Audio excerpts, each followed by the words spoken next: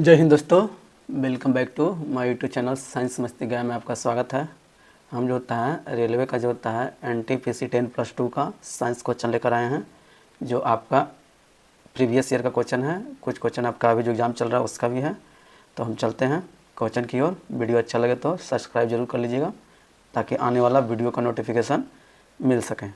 पहला क्वेश्चन है, त्रिपरिवर्तन से आपका त्रिपरिवर्तन से होने वाला रेशम के कीड़ों और मेढक के लार्वा के वयस्कों को रूपांतरण को क्या कहा जाता है। आपका रेशम का जो होता है कीड़ा होता है या तो मेढक का जो लार्वा होता है उसको जो होता है वयस्क के रूप में बनने की जो प्रक्रिया होती है उस प्रक्रिया को क्या कहा जाता है। आपका उत्परिवर्तन कहा जाता है कि कयांतरण कहा जाता है कि रूपांतरण कहा जाता है कि विधिकरण कहा जाता है। तो कहा जाता है कि देखिए किसी भी जो होता है कि आपका जीव का जैसे मेढक का हो या रेशम का हो उसका जो होता है कि आपका जो होता है कि जो क्रिया रूपांतरण होता है जिसको हम लोग मेटामॉर्फोसिस कहा जाता है। प्रक्रिया में क्या होता है, मेटामॉर्फोसिस कहते हैं। क्या बोलते हैं, मेटामॉर्फोसिस। यह जो होता है आपका जो होता है कितने चरण में होता है, 4 चरण में होता है। कितने चरण में होती है, 4 इसकी अवस्था है। कितने अवस्था हैं, 4 अवस्था हैं। वह 4 अवस्था कौन कौन सी हैं। पहला अवस्था जो होता है बनता है उसको क्या बोलते हैं, भ्रूण बोलते हैं। इंग्लिश में इसको इम्ब्रियो बोलते हैं। क्या बोलते हैं, इम्ब्रियो बोलते हैं। दूसरा स्टेज जो आता है वो आपका होता है डिम्ब होता है। क्या होता है, डिम्ब का निर्माण होता है। किसका होता है, जिस इंग्लिश में हम लोग लार्वा बोलते हैं। क्या बोलते हैं, लार्वा बोलते हैं। इसके बाद अगला जो स्टेज आता है प्यूपा आता है। क्या होता है, प्यूपा, जिसको इंग्लिश में ही प्यूपा बोलते हैं। क्या बोलते हैं, प्यूपा बोलते हैं। और लास्ट जो होता है आपका जो वयस्क अवस्था में जो आने वाला होता है उसको हम लोग पूर्णक बोलते हैं। क्या बोलते हैं, पूर्णक बोलते हैं, इमेगो बोलते हैं। क्या बोलते हैं, इमेगो, इमेगो। तो ये 4 अवस्था में किसी भी जो होता है रेशम या मेढक का जो लार्वा जो होता है या कीड़ा जो होता है वो वयस्क के रूप में क्या हो जाती है, रूपांतरण होता है। इस प्रक्रिया को हम लोग क्या बोलते हैं, ऑप्शन नंबर बी, कयांतरण बोलते हैं। क्या बोलते हैं, कयांतरण बोलते हैं। निम्नलिखित में से किस भूख हार्मोन कहा जाता है। इस हार्मोन है जिससे क्या कहा जाता है, भूख हार्मोन कहा जाता है। इस हार्मोन का निर्माण होगा तो आप पे भूख लगेगा, अन्यथा आपको भूख नहीं लगेगा। इसके भूख हार्मोन कहते हैं। क्यों कहते हैं, क्योंकि यह भूख को उत्तेजित करता है। क्या करता है, उत्तेजित करता है, मतलब इंड्यूस करता है। बोलता है तुम निकलो निकलो, उसको बोलो कि तुमको अंदर एनर्जी की जरूरत है और उससे क्या करेगा, भूख लगाएगा। जब भूख लगेगा तभी ना आप खाना खाइएगा। तो इसके लिए इंड्यूस करता है, उसको जो होता है उत्तेजित करता है।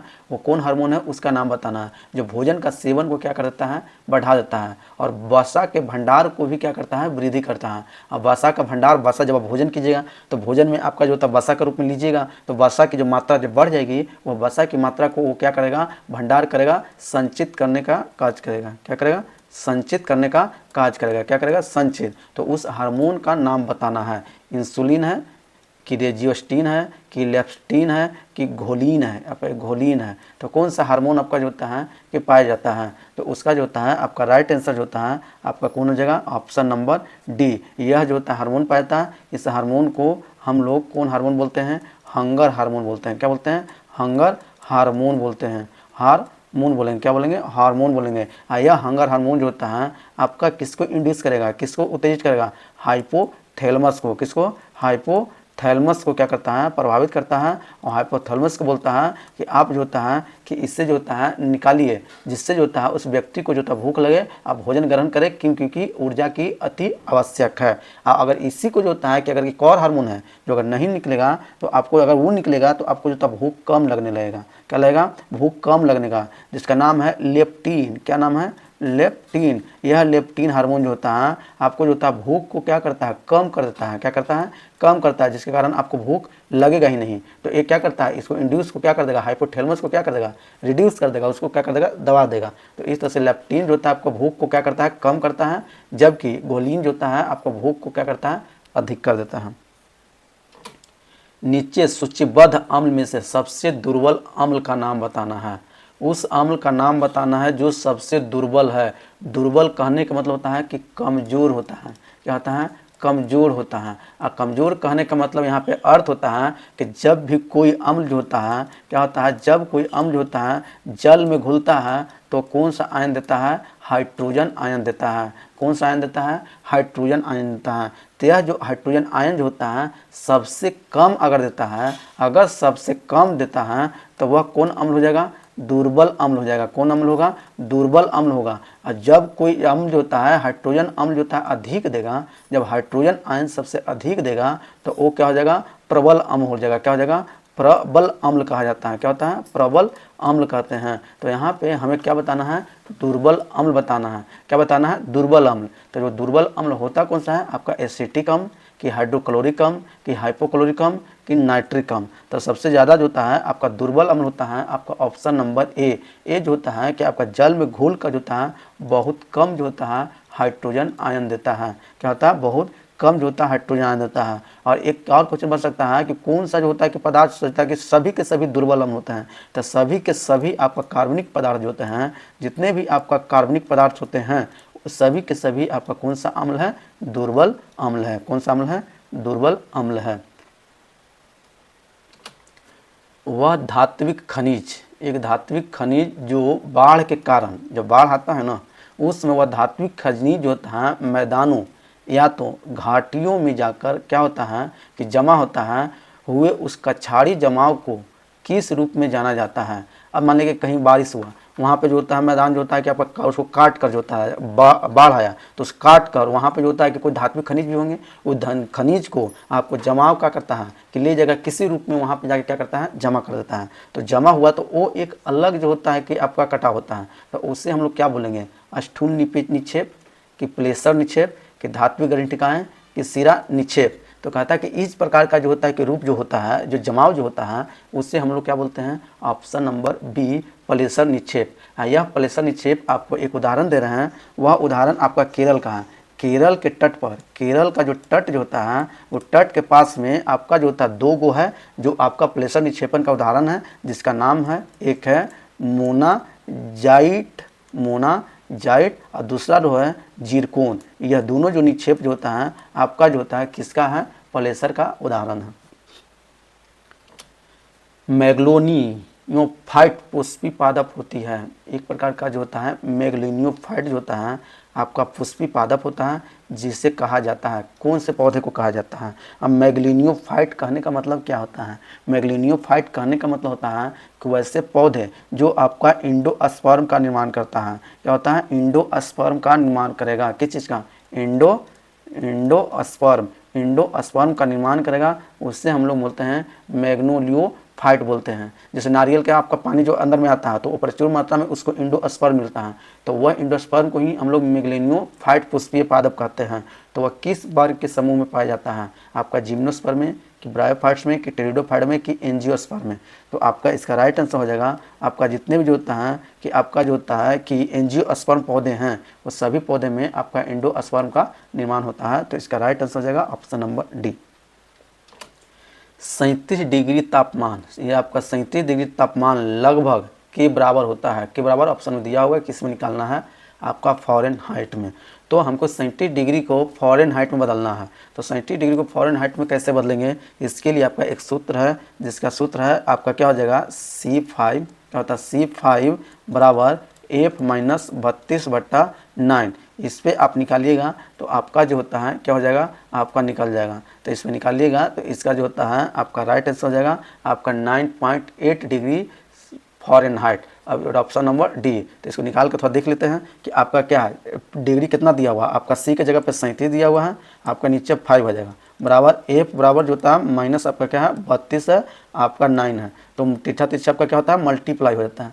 आपका 37 गुना जो होता है 9 आपका जो होता है कि बटा इसको हम क्या करेंगे 5 बराबर एफ माइनस 32 रख सकते हैं। क्या रख सकते हैं? एफ बन 32। अब इसको काटते हैं तो काटने के लिए होता है आपका जब इसको काटिएगा तो आपका जो होता है क्या हो जाएगा? इसको काटते हैं, आपका किसको काटेंगे? ये 5 कम 5 4 8 5 40, तो ये 1.8 में आपका क्या हो जाएगा? कट जाएगा। और कटने के बाद 37 मल्टीप्लाई 18 कीजिएगा तो आपका कितना हो जाएगा? 66.2 66.6 होगा। मल्टीप्लाई कर लीजिएगा 66.6 हो जाएगा बराबर जो होता है आपका एफ माइनस क्या हो जाएगा 32। एफ माइनस इधर आ जाएगा तो आपका क्या हो जाएगा? प्लस हो जाएगा। तो आपका जो होता है कि 66.6 प्लस आपका कितना जोड़ेंगे 32, तो आप जोड़िएगा एफ बराबर, तो आपका जो होता है कि क्या आ जाएगा?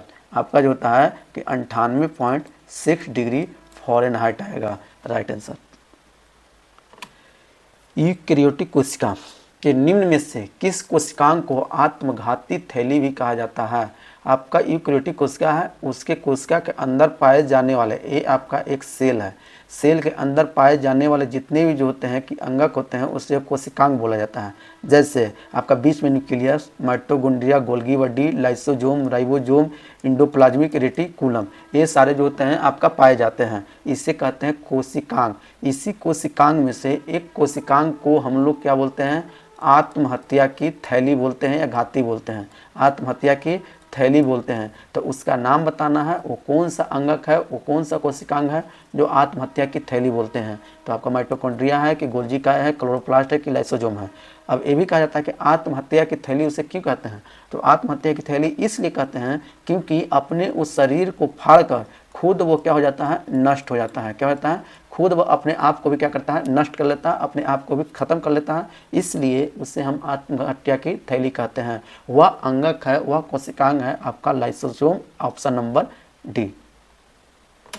नमक का अनुभार, अनुभार लगभग कितना होता है, कितना होता है, अनुभार कितना होता है आपको निकालना है। तो किसी भी परमाणु का आपका अनुभार निकालने के लिए जो होता है आपका उसका सूत्र लेना पड़ेगा, और सूत्र का उसका जो होता है कि जो आपका जो होता है परमाणु संख्या होता है वही उसका जो होता है कि आपका अनुभार हो जाएगा। तो नमक है, तो नमक का जो होता है कि सूत्र होता है NaCl, और NaCl में एन का जो होता है कि आपका परमाणु भार जो होता है आपका जो होता है सोडियम का जो होता है कि परमाणु भार कितना होता है आपका 23 होता है, कितना होता है 23 होता है। और क्लोरीन का जो होता है आपका परमाणु भाग जो भार होता है कितना होता है 35 होता है। अब दोनों को जब जोड़ देंगे तो ये आपका इसका अनुभार निकल जाएगा। तो 23 प्लस आपका 35 35 बराबर आपका कितना हो जाएगा 58 आ जाएगा, कितना हो जाएगा 58 आ जाएगा, कितना आ जाएगा 58। ऐसो ग्राम मोल में हम लोग नापते हैं, किस में नापते हैं, मोल में नाप लेते हैं, इसलिए 58 ग्राम प्रति मोल। एक मोल में आपका कितना मिलेगा 58 ग्राम मिलेगा। तो 58 ग्राम कहाँ है आपका ऑप्शन में, option number D right answer. निम्न में से कौन सा एक एसआई मात्रक है, आपका एसआई मात्रक बताना है, कैलोरी का कि एम्पियर का कि न्यूटन का कि ओम का। तो आपका जो होता है कि एक जो होता है कि आपका मात्रक नहीं है बताना है, क्या है, नहीं है, एसआई मात्रक नहीं है। तो वह एसआई मात्रक नहीं है आपका ऑप्शन नंबर एक कैलोरी। कैलोरी किसी का मात्रक नहीं होता है, यह एक प्रकार का ऊर्जा है जिसको हम लोग जो होता है कि एक कैलोरी बराबर कितना जूल होता है, वो एक कैलोरी बराबर आपका 4.186 जो होता है आपका जूल होता है। क्या होता है, जूल होता है। और यही एक जूल बराबर पूछ देगा तो एक जूल बराबर कितना कैलोरी होता है, तो एक जूल बराबर 0.24 जो होता है आपका क्या मिलेगा, कैलोरी मिलेगा। क्या मिलेगा, कैलोरी मिलेगा, जो आपका किसी भी एसआई मात्रक नहीं है। निम्न में से कौन सी एक रासायनिक अपक्षय प्रक्रिया नहीं है। अब कहता है कि एक जो होता है कि आपका उसका नाम बताना है जो आपका अपक्षय प्रक्रिया नहीं है, तापीय प्रसार कि ऑक्सीकरण कि कार्बनीकरण कि जल योजन। तो जल योजन यहाँ पे कहता है कि यहाँ पे ऑप्शन नंबर है आपका जो होता है कि कौन हो जाएगा, ए हो जाएगा तापीय प्रसार। अब तापीय प्रसार और जो होता है रासायनिक अपक्षय प्रक्रिया एक क्या होता है, तो देखिए तापीय प्रसार करने का मतलब है ना कि वह जो होता है कि किसी वस्तु को जो होता है ताप देने पे वो क्या करता है, वृद्धि कर जाता है। क्या करता है, ताप देने पे उसके लंबाई में हो या चौड़ाई में हो या तो मोटाई में हो, किसी में वो क्या करेगा, वृद्धि करेगा। क्या करेगा, वृद्धि करेगा। लेकिन जैसे ही अगर आप ताप कम करते हैं तो वह जो होता है पुनः जो होता है अपनी अवस्था में क्या रहती है, आ जाती है। लेकिन हमें इसमें जो होता है कि ऑक्सीकरण, ऑक्सीकरण एक जो होता है कि रासायनिक प्रक्रिया है। क्या है, रासायनिक जो होता है कि अपकारक है, जो आपको जो होता है एक बार चेंज होने के बाद आपका जो होता है वापस पुनः वो अवस्था में नहीं आएगा। कार्बनिक, कार्बनिक मतलब आपका वनस्पति जितने भी जो होते हैं जब भूकंप आता है तो वनस्पति सभी जो होता है ज़मीन के तले में दब जाता है। कई वर्षों बाद वही जो होता है वनस्पति आपका किस रूप में बदल जाता है, कोयला के रूप में बदल जाता है। यह एक प्रकार का क्या है, कार्बनीकरण है। जल योजन, जल योजन में भी जो होता है आपका क्या करता है कि मान लीजिए कि H2O जो होता है, H2O में जो होता है O2 आपका क्या करता है, जुड़ रहा है। क्या होता है, H2 अलग है प्लस O2 अलग है। अब जल इसके साथ जो होता है जुड़ जाएगा तो जुड़ने को क्या बनाएगा, H2O। यह एक जल है, ये भी रासायनिक है, इसको आप पुनः जो होता है इसमें वापस नहीं करते, इसका गुण अलग हो जाएगा जबकि इसका गुण अलग हो जाएगा, इसलिए ये भी आपका एक प्रकार का है रासायनिक है। जबकि ये जो होता है आपका तापीय प्रसार अलग है, इसमें आप चेंज करिएगा तो पुनः वो अपने अवस्था में चला आएगा। तो राइट आंसर कौन हो जाएगा, ऑप्शन नंबर ए। अब आज के लिए इतना ही रह देते हैं। अगर वीडियो अच्छा लगे तो सब्सक्राइब जरूर करिएगा। मिलते हैं नेक्स्ट वीडियो में, तब तक के लिए जय हिंद।